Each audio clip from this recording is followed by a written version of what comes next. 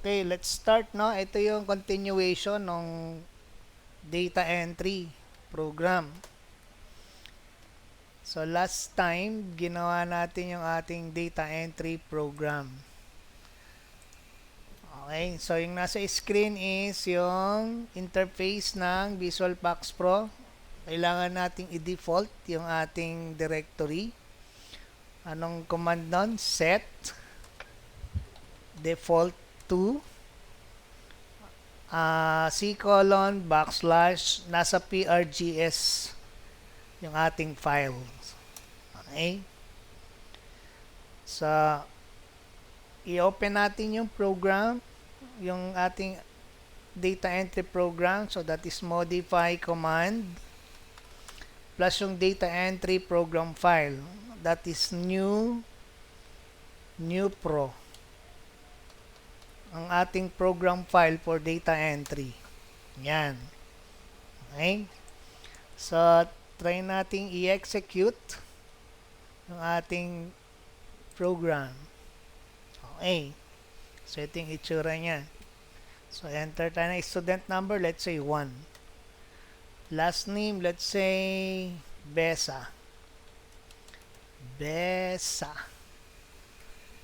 RG. Middle initial X. Address, none. Birthday niya ngayon. Contact number, none. Email address, none. And gender, female. Ay, male pala, no? Course, let's say ACT. Enter. So, ito yung ating loop procedure na ginawa. Do you want to continue? Pag nag-yes, i-redo niya yung program. Pag nag-no, i-exit niya yung procedure. So, let's say yes. Tingnan natin kung magre-redo. Ayun. Again, hihingi na naman siya ng another student number. Lagay ko ulit 1. Last name, kunyari, si Caballero. Caballero Carl. X ang kanyang, address. Contact number, wala. Course, ACT. Okay, so nagtanong ulit siya, do you want to continue? Pag nag-no, dapat mag-exit. Okay, so kung inono ko yan, so nag-exit siya. So, almost correct yung ating procedure. Syntaxly correct. Pero, kung titignan nyo, let's say, naglagay ulit ako ng student number 1. So, ilan na yung student number natin? Na 1. Tatlo na yan. Pangatlo to, no? Pangatlo si Quiñones. Na merong student number na 1. So, ang problem ngayon dyan, sino ang totoong merong student number na 1? Hindi natin alam, si Besa ba, si Caballero, or si Quiñones. So, may error tayo dito sa taas. Sa student number. So, tawag ko dyan logical error. Dapat, hindi siya mag-accept ng the same or existing student number as entry. Para walang duplication ng student number. Kasi yung student number is our primary key. It should be 1:1. 1-to-1 relationship yan. To the student. Isang student number. So, hindi pwedeng magkaroon ng occurrence na dalawang student, the same student number. So, kung ganun yung takbo ng program nyo, mali yun, no? Meron ang logical error sa student number. So, ang question now is, paano natin i-correct yung error? Anong magandang gawin dyan? Anong idea nyo? Miss Briones, diyan ka na pala, no? Anong idea nyo? Anong magandang gawin? Si Sharon. Hi, sir. Sir, parang dos. Ano yung dos? Ha? Parang dos back. Anong DOS box? Parang dos. Parang sa DOSBox. So, anong parang sa DOSBox? Docsbox. Yung code, sir. Parang DOSBox, sir. Yung code, sir. So, Baka yung gagawin sinasabi natin ninyo, yung sir, code. naka-automate. So, i-auto natin. Dapat, yung student number is automated. Yung computer or yung system ang magpro-provide ng student number para walang duplication ng student number. Okay? Question? Wala. No question. Sige. So, ang question ko, paano natin gagawin yon? Saan natin i-generate? Paano natin i-generate yung student number? Anong gagawin nating base para ma-generate yung student number? Pwede nating ilagay sa course. Na? Pwede ang student number natin is based on course code or yung course mismo. Tapos yung year of entry followed by pang ilang record. Pwede yun. So, therefore, kung ganun ang idea natin is hindi natin kailangan humingi ng student number. Kailangan natin humingi ng course. So, upon entry ng course, saka lang mag-a-appear yung student number. Dahil based doon sa course, yun yung lalabas na student number. Okay? So, ganun gagawin natin. So, another thing yung course. Kunyari, nag-enter ako ng course. Let's see, nilagay kong course dito ay nilagay ko dyan ay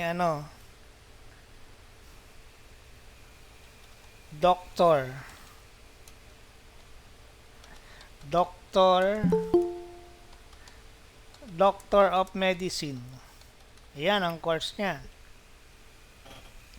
So, tama, mali.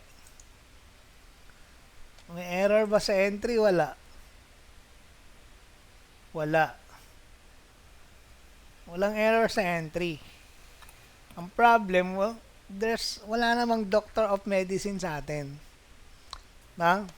So, kung ang course natin is i-enter manually, may tendency na ibang course ang mailagay.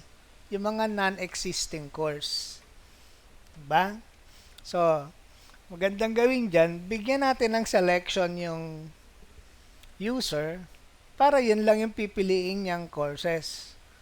So, sa selection, andun yung mga available courses.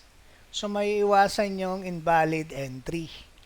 Hindi yung incorrect entry, yung invalid entry. When sa invalid entry, hindi existing yung nilagay niya as course. So, dito, no? So, paano natin gagawin ulit yan? So, pwede natin i-implement dyan yung implementation ng yes, no. So, may selection. So, pipiliin niya lang, yun ang magiging course niya. Okay? So, let's try to edit our procedure. Unahin natin yung course. Asan yung part ng course? Ito, no? So, ito yung part ng course. So, itong program na to, ito yung ginawa natin before. Ito yung data entry program. I-edit lang natin para mas correct.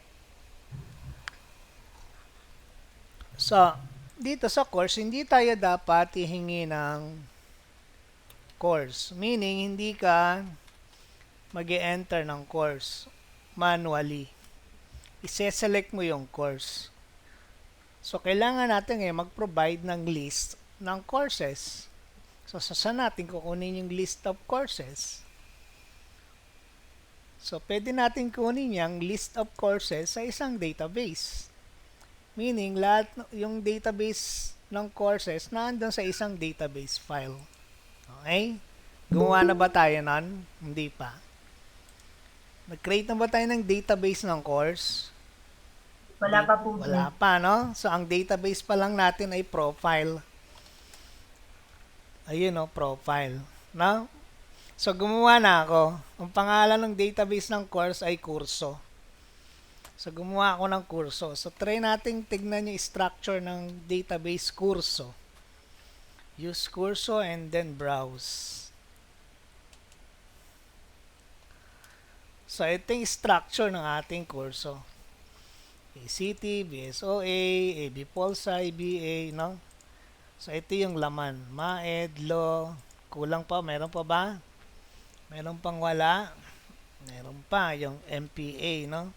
Masters in Public Administration. MAED. So, yung law will be Juris Doctor.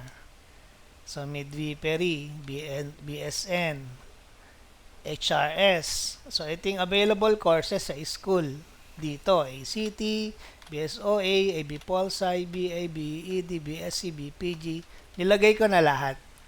Ngayon, ang gagawin ngayon natin, dyan tayo, itong gagawin nating selection. Yung laman ng database kurso under the field name course. So, paano natin gagawin selection yon? Ha? So, first, kung titignan niyo yung ating selection procedure ng yes or no, nag-create ako ng natawag dito? Anong tawag dyan? Declaration, sir. Declare ako ng array. Okay? Linear array. Ang pangalan ng linear array ko ay X selection. Meron siyang dalawa, no? Dalawang element. So, yung first element ko, yung X selection array number 1, ang laman, yes. Yung second element ko, which is selection array number 2, ang laman niya ay no. So, pwede natin i-implement to doon sa ating course. But this time, yung laman ng array will be coming from the content of your database. Okay? Doon natin kukunin sa database yung laman ng array. So, paano natin gagawin to? No? Another way ng pagde-declare ng array wherein yung content ng ating array is coming from the content of specific database.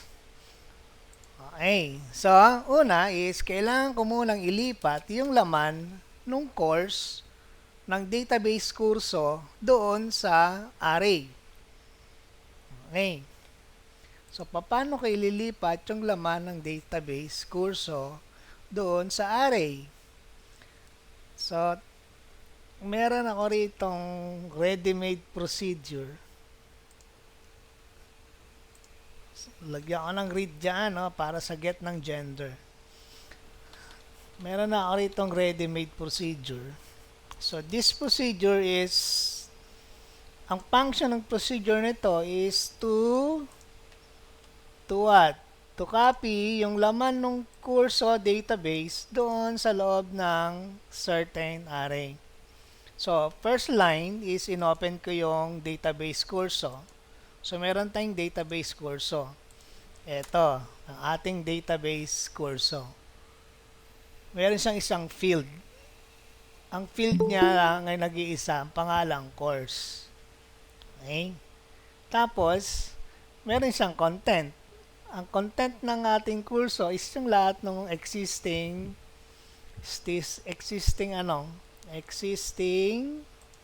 courses dito sa ating school. Okay. So, yun yung laman. So, ang target natin, itong laman ng database kurso under the field name course, mailipat doon sa ating array. Okay. So, let's go back to the program.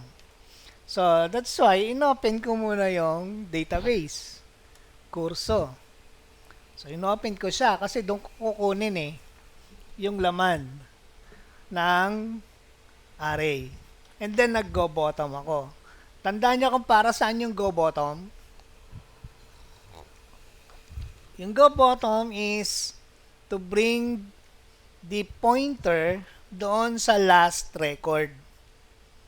Okay? Kasi pag nag-use cursor kurso ka, ang pointer natin is nasa record number 1.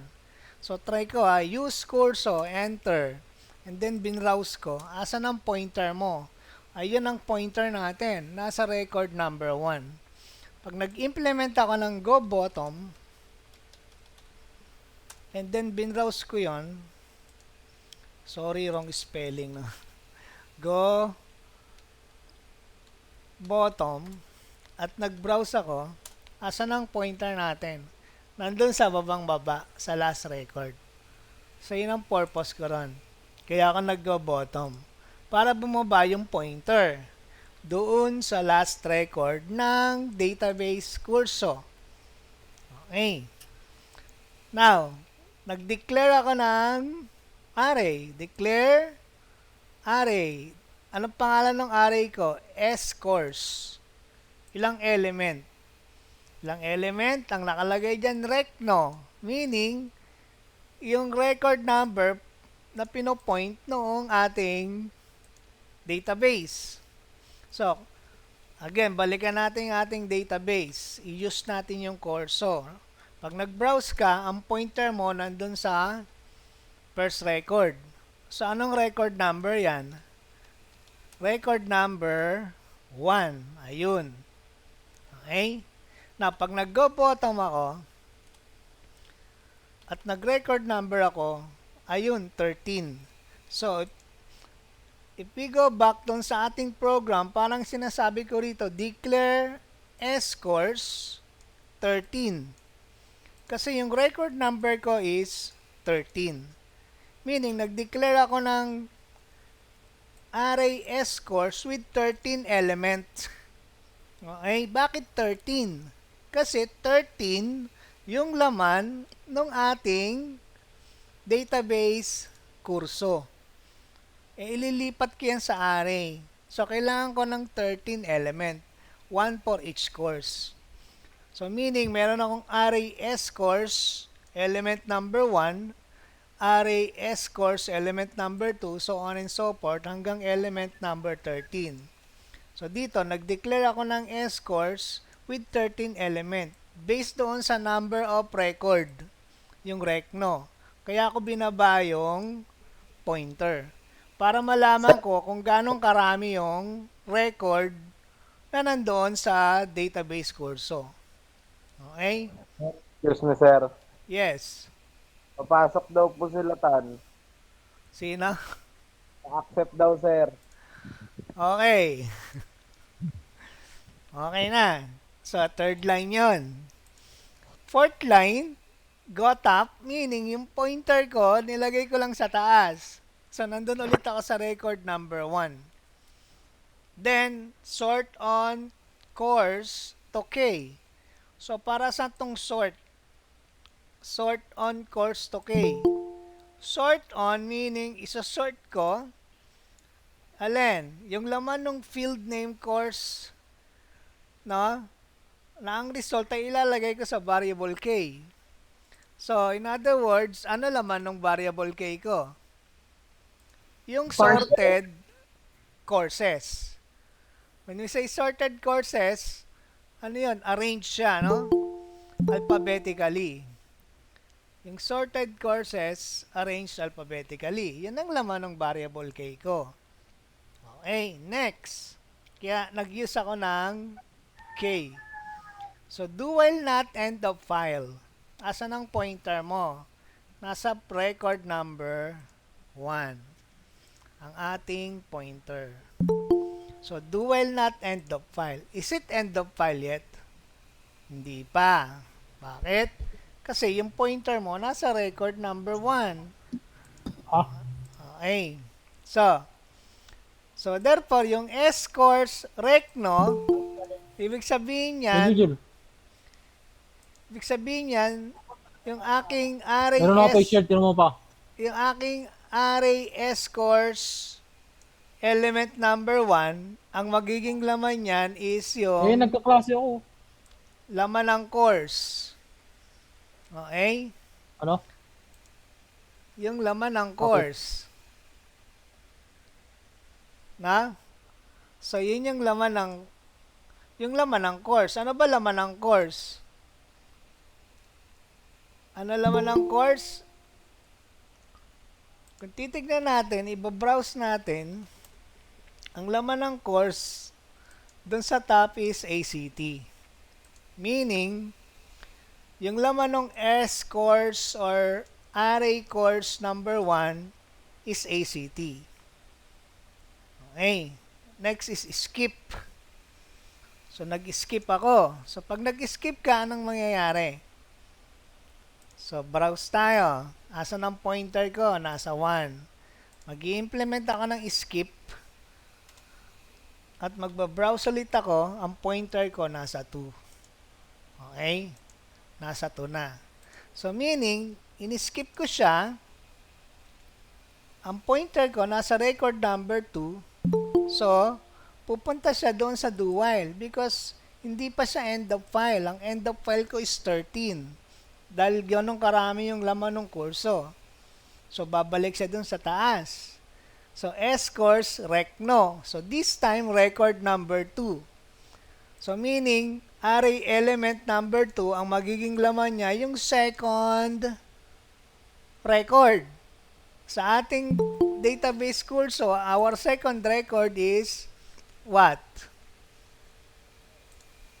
Ang ating second record is BSOA. So, meaning, ang laman ng element array number 2, array S course number 2 is BSOA. And then, skip. So, pupunta siya sa third. Hindi pa end of file, ililipat niya ulit. This time, element number 3. Skip. Hindi pa rin end of file, ililipat niya ulit. This time, sa element number 4, andun yung fourth course. Kung ano man yun, na nandun sa loob ng kurso. So, tong procedure na to, nilipat niya yung laman nung database papunta sa element. So, nilipat niya. So, may laman ng element natin. Yung first procedure, nag-declare lang ako ng array. Yung second procedure, nilagyan ko ng laman yung array coming from the database kurso. So, anong next? May array ka na, may laman na yung array mo. Okay, pwede na ako ngayon mag-get ng value. Okay? So, ano i-get ko? So, eto, babaguhin na natin tong part na to. Babaguhin na natin siya. So, yung part na yan. Anong magandang ipalit dyan?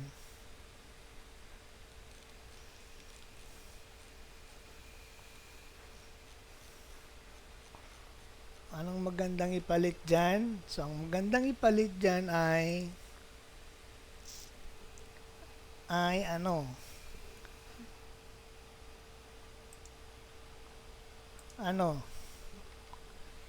So, itong part na ito.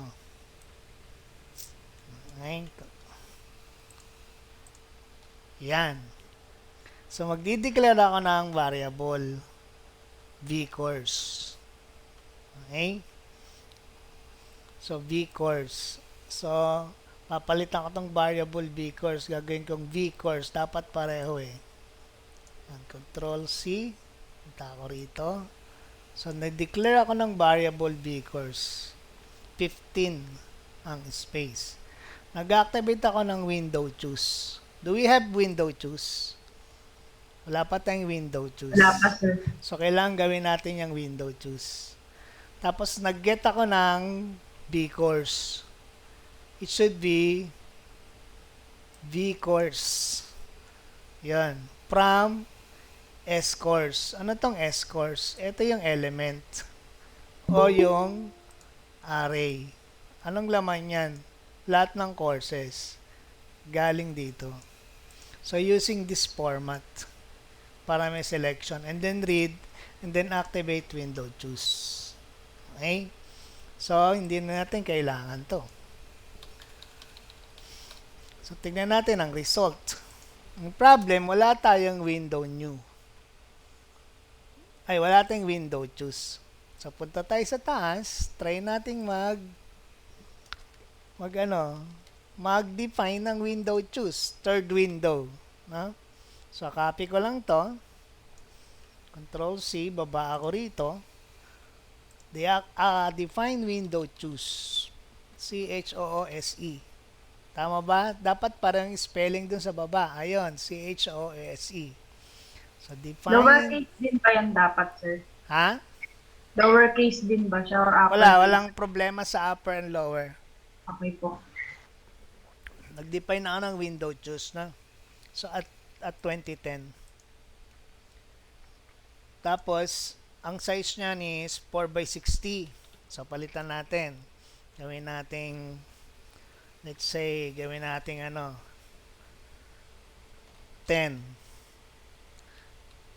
10 by 40. Bakit 40? Kasi yung width ng course doon sa baba, dineclare ko as 40. So, 10 by 40. Yun yung font, no float, no close, no minimize, using the system color. Okay. So, ginaya ko na lang siya. Okay na. So, pwede kong ilagay sa center yan. No? So, move window, choose to center. So, move window, choose, center. Okay, so balik tayo dito. So, dito, pag in-open ko yung window choose, ma-open siya sa loob ng window new. Pero nasa center ng anong window? Ng window new. Okay, so try natin anong resulta nitong portion na ito. Ito yung dinagdag natin. So, anong resulta? So, run. Yes. Student number. Ayun. So, napansin niyo sa course, hindi niya inallow yung entry. Nagbigay siya ng selection. Meaning, ito lang yung mga available courses. So, pag kinlik ko si ACT should be, mag-appear dito. Ha? So, balik tayo sa program. So, may laman na ngayon, si B course. Hindi lang natin si Nay. Okay? Anong location yan? Saan natin i-display si B course? At location, row 17, colon, 75. 75? Hindi. 1775 is yung word na course. So, row 17, colon, so, hulaan natin. No? At 17, 75, let's say 90. Isesay na lang natin ngayon. Sino isesay natin? Si B course. Okay, si B course. Using this format. Okay. Isinay ko na lang si B course at row 17, colon 90. No? Times to Roman 11. Ang color niya 00128. So, try natin. Yes. Okay. Yes. So, kinlik ko sa ACT. Dapat sa ACT mag-a-appear dun sa tapat ng course. ACT. So, ayun na yan. Si course. Okay? So, no. Usog natin, tapat natin sa address. Ano ba si address?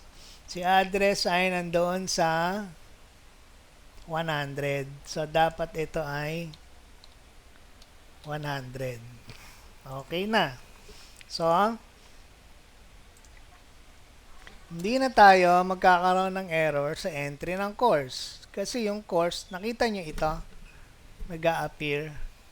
Opo. So, lagi ang lalabas. Kasi nag-overwrite tayo ng nag-overwrite.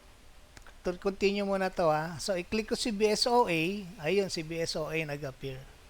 So, balikan natin yung prompt, no? Nagtatanong siya kung anong ino-overwrite. Ano ba ino-overwrite niya? etong sort, yan ang ino-overwrite niya. Okay? Kaya lagi mag-a-appear yun. Ngayon, pwede nating alisin yun.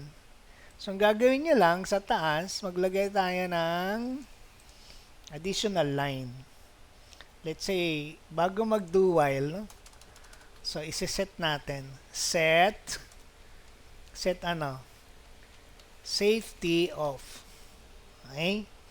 So, yung set safety off, kung merong database na i-overwrite, hindi na siya magtatanong kung i-overwrite niya. Automatic i-overwrite niya. So, yun yung function ng set safety off. Kaya pag in-execute ko tong program na to, mapapansin nyo na wala na yung yung tanong na override. Dumiretso niya sa dito, no? So, pipili ka na lang. Let's say, BEED. So, BEED. Do you want to continue? Yes. So, again. So, let's say, BSN. BSN. So, pwede naman tayong mag-generate ng student number. Yes or no? Yes. Kasi meron ka ng course. Kailangan kasi natin ng course. Meron na ba tayong school year? O year of entry, meron na tayo. Meron na, base sa calendar, no? Kung anong araw mo in-enter to, yun ang year of entry niya. Okay? Meron ba tayong record number? Meron na, kasi meron na tayong database. So, ang magiging forma ng ating student number is year of entry plus yung course plus yung kanyang record number. Okay? Plus yung kanyang record number. So, kung titignan natin yung ating profile, wala pang laman si profile. So, dapat, ang record number niya kung ACT siya, dapat ang student number niya is 2021 ACT 1. Dapat ganon. Kasi siya yung unang student number. Siya yung unang student na in-entry natin sa database. Okay? So, dapat ganun ang kanya magiging student number kapag in-execute natin to. So, ayan. So, kanyari, ACT. So, dapat ang student number niya will be 2021 ACT 1. O kaya, 2021 ACT 1. So, anong prepare nyo? Yung may dash o yung dire-diretso? Yung may dash na lang, sir. Yung may dash. May Opo. dad, sir. Ayaw nyo nung dire-diretso. Pwede rin naman, sir. O anong gusto nyo? Pero mas maayos po kasi tignan yung may dash, So, sir. mas magandang tignan yung may dash. Okay, so yun ang gusto niya, yung may dash. No? Okay. So, paano natin ngayon gagawin yun? Saang part tayo mag-generate ng student number? After kang mag-entry ng course. So, dyan, dito. Pwede na tayong mag-generate dito ng student number. Dito. Ha? Pwede na. Student number. So, anong variable ng student number natin? V studno. So, this time, hindi ka mag-get. Alisin muna natin tong part na ito. Hindi tayo mag-get. Magsisay tayo ng student number. But first, we have to generate our student number. So, when are we going to generate our student number? Kapag nag-enter ka na ng course. Kaya hindi mo siya pwedeng ilagay dyan sa taas. Kasi kulang pa yung data entry mo. Wala ka pang course. Paano mo i-generate yung student number? So, kaya inalis ko muna. Okay? So, V studno. So, dito tayo. So, V studno will be equal to ano? Paano natin kukunin yung year? So, let's go back sa ating screen. So, kapag nag-year function ako, year date function, ang inikuha ko lang is yung year. So, pwede ko idagdag yan dating program. Na? VStudno is year function nung current date. So, ang current date natin is March. March ano, mga kapatid? March 11 po. 11, 2021. So, itong command na to is kukunin ko yung year ng current date. So, ano ba year ng current date? 2021. Kaya nung in-execute ko itong line na to, nakapag-generate ako rin ng 2021. So, okay na, no? Next. Ano pa? Sabi niya yung may dash. Tama? So, ipa-plus ko yung string na dash. Hey, do sa year 2021. Ano pa? Sabi niyo yung course. So, ipa-plus ko yung V course. Okay? V course na nanggaling dito, yung laman nito. So, ipa-plus ko dyan V course. Ano pa? Yung record number, So, sir. ipa-plus ko yung record number. Ang gagawin ko lang plus rec, no? Okay na. Tama? So, kinuha ko yung year nung current date plus dash plus course. Oh, may dash pa pala rito. So, plus dash. Okay? Plus yung rec, no? So, yun ang ating VStud, no? So, tama kaya ito? So, dito tayo ngayon sa part na to magse-say. Instead na get, ng VStud, no? Di ba get ito? So, Opo. gagawin natin, hindi natin siya i-get. Gagawin natin, ang gagawin natin dyan ay ise-say natin. Okay? Ba't dyan ko nilagay? Kasi kailangan ko muna i-generate yung laman bago ko masisay yung student number. Okay? So, run natin. So, let's try. Yes. So, pansin nyo, hindi siya humingi ng student number. Humingi siya ng Opo, last sir. name. So, wala yan. Last name, first name, tapos humingi siya ng course. Let's say ACT. Yun, error. Operator-operand mismatch. So, operator-operand mismatch is same with data type mismatch sa DBase 3+. Bakit nagkaroon ka ng ng mismatch? Because yung result ng year date mo is numeric. Pa-plus mo isa sa character. As well as yung B course is character. Pa-plus mo isa sa another character. At yung rec no is numeric. So, hindi mo pwedeng ipagsama yung numeric and character under one line. Tama. Kaya ka nagkaroon ng mismatch. Kailan ka ba nagkaroon ng 1 plus 2, 1 plus A? Hindi pwede yun. Unless, yung isa doon, i-convert mo. Na? Unless, yung isa dyan, i-convert natin. So, pwede natin i-convert yung numeric into character or yung character into numeric. So, anong gagamitin natin? Numeric to character o character to numeric?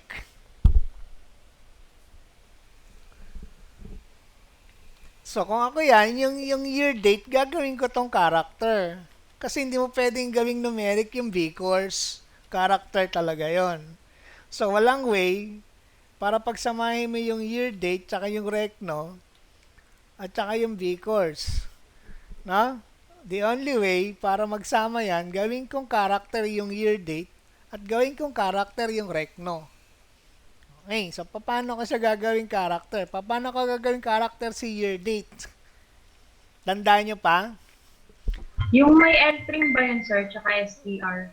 So, para maging character yung numeric, gagawin ko is str. I-string ko. str function, no? Applicable pa rin yan sa visual. So, yung course, gagawin ko sang str function. Okay, so character na yung year date, character na yung V course, at character na yung recno. So, pwede na ba yan? Pwede na yan. Try natin. Yes. So, ang pipiliin kong course is ACT. Ayun, ang itsura. Okay? 2021.act-14. Bakit 14? Saan galing yung 14? At bakit magkakahiwalay? Saan galing yung 14? Because, kaya 14 yan, ang active database mo ay ano? Yung kurso. Tama? Yung kurso mo meron niyang ilang ano? Ilang record? 13, sir. 13, 14. 13, sir. 13. Alam ko 14. Tama. So, dito, hindi natin dineclare kung anong record number ang kukunan natin. Anong database na, saan natin database kukunin yung record number. So, dapat, before that, inopen muna natin yung ating database profile. Okay? So, may laman ba yung database profile?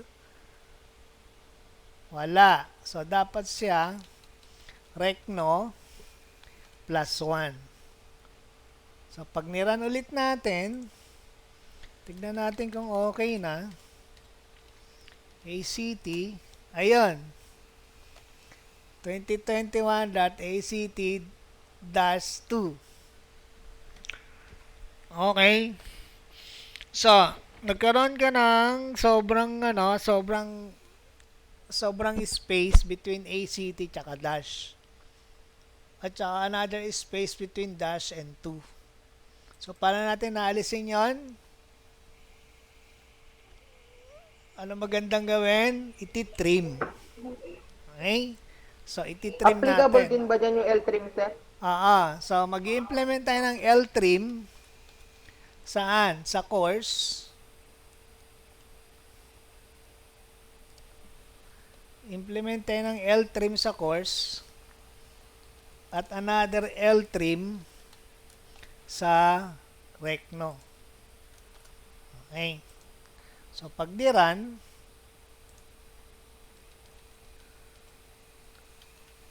ayun. Saan lang nagkaroon ng L-trim? Sa recno. Hindi sa course. Bakit? Kasi, kapag numeric, ginawa mong character, ang extra spaces nandoon sa left. Character, ang extra spaces niyan, nasa right. Yung course natin is 40. So, ang extra spaces mo nandun sa right. So, ang iti-trim mo is yung right. R-trim.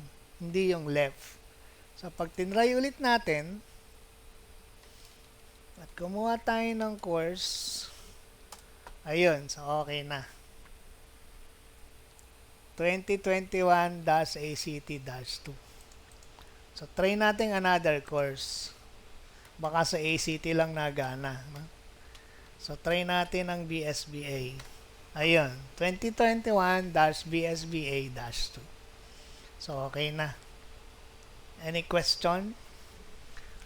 No more? Pwede nating palitan yung color, no? Para ma-emphasize natin yung student number. 00128 ang kanyang color. So, pwede nyo siyang palitan ng color. It's up to you anong color gusto nyo. Yellow, kunyari. Anong color combination ng yellow? Buksan natin si paint. Lagi ko pinapakita sa inyo si paint. Ang color combination ng yellow ay